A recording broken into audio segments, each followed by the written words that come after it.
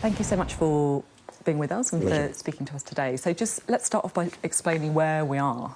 We're in a multi-bank. We've got 6 multi-banks across the United Kingdom. Now, you know what a food bank is, but this is a food bank, clothes bank, bedding bank, toiletries bank, hygiene bank, furnishings bank, baby bank rolled into one, because we want to take a holistic view of our families' needs, and we want to help them get out of poverty, a springboard out of poverty, rather than just a safety net when they're in poverty. So we will have families coming to us that we can help. We get companies to give us their surplus goods. They have goods that people need, and we as charities know the people who need them. So you're actually linking the two together, the companies that got the goods and the children and families who need them. And it's anti-pollution, because you're preventing goods being destroyed and landfilled and incinerated. You're getting goods that would otherwise be wasted, repurposed for families in need. You see, that was what kind of struck me just looking around here a little bit. You assume that these are goods that will be sold, but this is stuff that would just be thrown away.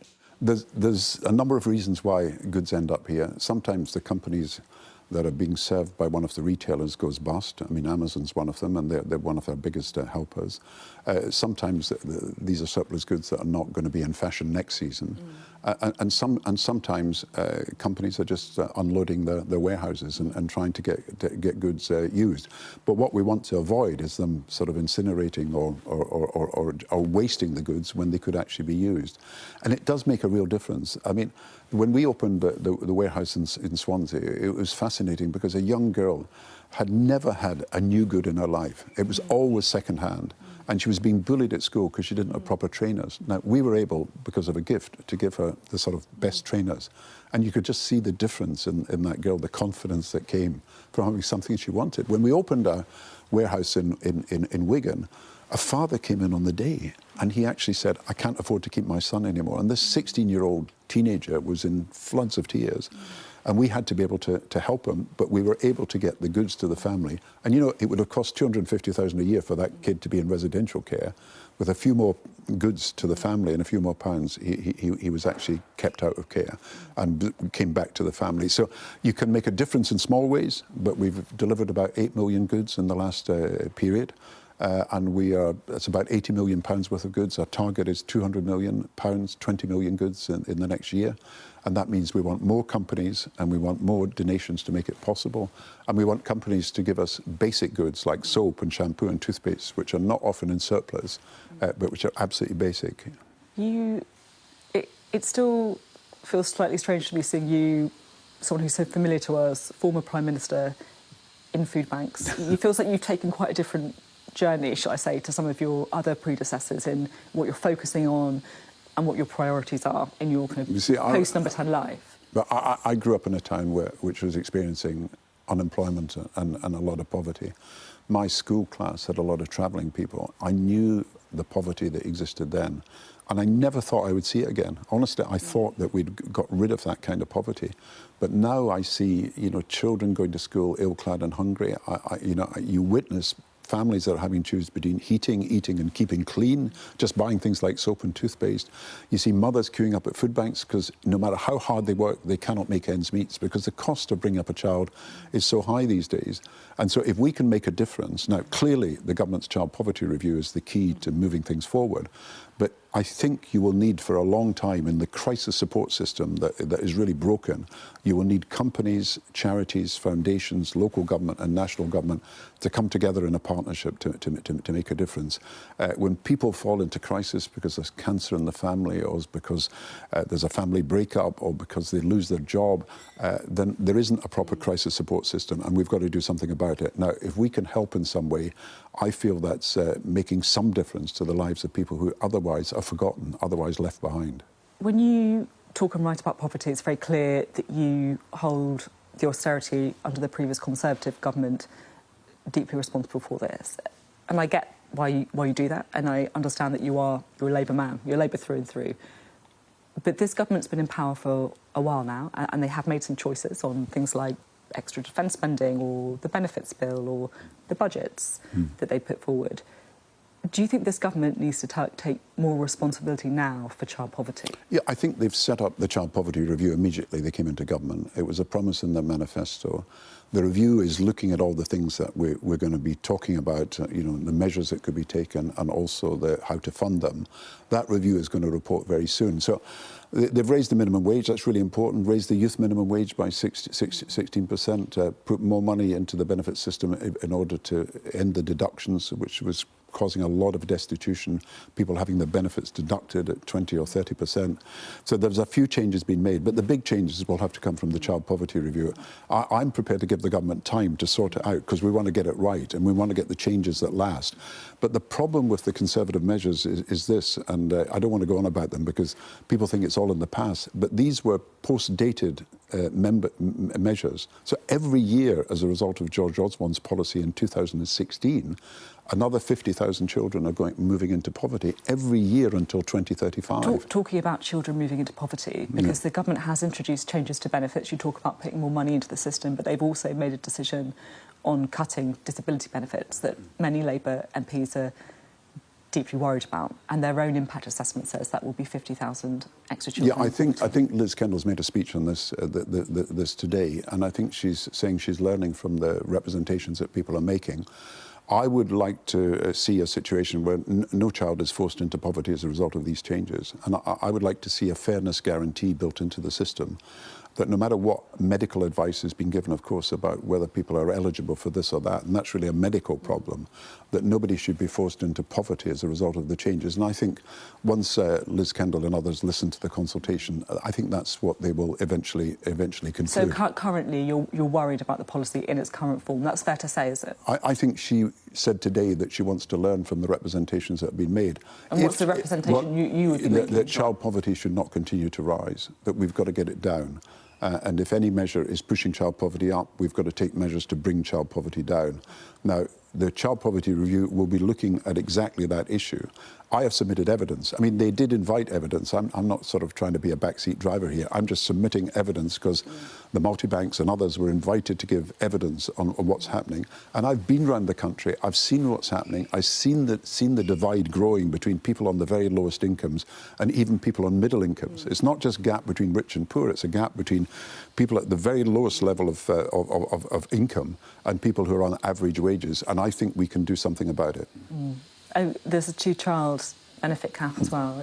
We know that it's something you're uncomfortable with. Yeah, 70% of children are in families where someone's working. The myth about the two-child benefit cap was that these were families where nobody was working and you had to sort of not indulge them because they were having children, because they were gaming the benefit system. It's just not true. 70% of children are in working families where someone is working but not earning enough. And the rest are usually families where there's sickness or disability or where there's temporary unemployment or where, to be honest, mothers can't afford to go out to work because they can't afford the childcare. So all these things are factors in the reason why people are in poverty. And the two-child rule is pretty discriminatory. If you have a third child, you immediately lose what you would have had, which is £66 a week. Now, that's a massive amount of money. Now, £66 a week is not enough to bring up a child. Everybody knows that the costs of bringing up a child are a lot greater than that. But to lose that kind of money seems to treat a third child as a second-class citizen, and that does not seem to be right. Now, most of the government ministers who are in power now have said in opposition that they think the two-child rule is unfair. And the question is, how can you afford to do something about it? And I'm not one who puts proposals without saying, here's a solution. Former Chancellor. And I feel obliged because Rachel Reeves has to meet a whole series of demands, and I appreciate that. She's got defence requirements that have emerged almost overnight because of Ukraine, but she's also got the health service that needs to be properly financed, the police service, and she's got housing and all these things, education. So I'm suggesting how she might do this, and I've suggested two things in terms of raising money. One is the gambling industry. It's very undertaxed in this country compared with other countries. The online gambling, which has risen dramatically over the last few years, but our tax rate is way below the European average, way below even New York and Delaware for online gambling, and Delaware is regarded as a tax haven, way below Germany, which has a massive tax rate on online gambling. So I reckon you could raise $3 billion from that would cover the changes in the two-child rule. But I also think that you could do something about the banking system. There's money left at the Bank of England by the banks overnight and for stability purposes.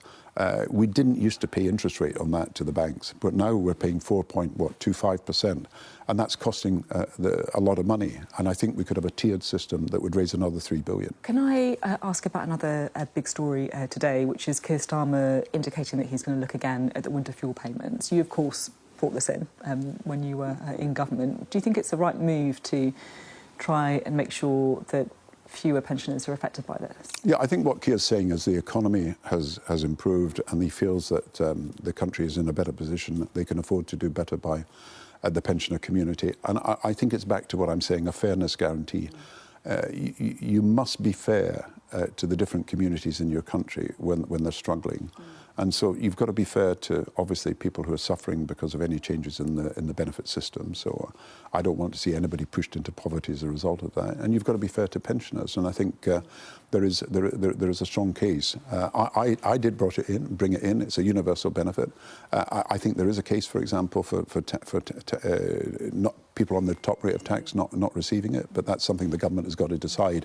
I think that was in the Labour 2015 manifesto. So I think the government's got decisions to make about how to do this. But to me, the issue is nobody should be pushed into poverty if they're doing the right thing. Nobody who's working hard or nobody who's served the country well over their lifetime should be pushed into poverty if we can avoid it. And I believe that that's what he's really thinking about, a fairness guarantee for pensioners. We've spoken a lot about children and children in poverty, and it's clearly something that drives you, that gets you out of bed in the morning. So I just wanted to ask you, if I may, about the situation in Gaza, where we have seen children suffering because of the circumstances that they were born in, not because of anything that they've done. Do you feel that the international community needs to do more? I was involved in 2008-9 in trying to move forward a two-state solution. I was talking to the PLO, and I was talking to Israel, and I was talking to the Saudi Arabians. And there is a two-state settlement that's available that would give comfort to people who are suffering in Gaza, and I still hope that that is on the agenda. But in the last few months, I put forward a proposal from my position as UN envoy in education for the children of Gaza. Immediately we're in a position to do so, to restore both education and the provision of pre-5 care, particularly mental stress we've got to deal with, and just help for kids under 5 as well. There is no provision at the moment. And I think we've got to think that the tragedies of Gaza, we've got to do something when it's humanly possible to do so, not just to get humanitarian aid, that should happen immediately, but to make possible a kind of life worth living for children in Gaza. Now, there are proposals on the table. I've been writing them with other people, and they could be done. Now, it's a question of the willpower of the international community and, of course, of people in the region to do something about it. And just finally, we have seen, with Donald Trump, America stepping back from the international aid stage, right? Do you feel that the UK and others need to step into that field, particularly when it comes to... Yeah, I think we can do a lot more, and I think we need to use our imagination. Aid money is falling right across Europe and the West. It's not just America, it's every country almost in Europe. Japan and Korea are probably keeping up their aid. So we've got a longer-term problem. And there is an issue about the Global South. They don't want aid conditional on what we tell them to do. They want to manage their own affairs. So we've got to review the whole system. I believe that with guarantees that we can give as advanced economies to some of the countries in Africa and Asia, we can actually do a lot more with the money we have. And so I've been proposing forms of innovative financing. I was involved in that when I was in government. We've got a new education facility set up using that innovative finance. We can actually make the money go a lot further. Now, I regret when we lose money because kids are put at risk. And it's not just children, of course. Adults, mothers, HIV/AIDS treatment, everything else is put at risk. We've got to find a better way of doing this for the future. And I think it means that countries have got to come together. Instead of everybody moving in different directions and moving apart from each other, we do need a coming together of like-minded countries to say, look, we're not going to allow the whole aid structure and a world without aid. What we're going to do is try and reform the system in such a way we can do better by people who are in need, not just the Gaza children, but children across the world. Mothers, because once again, the rate of maternity deaths is going to start to rise again. And of course, children denied the chance to realise their potential in getting work when they're adults. Thank you very much.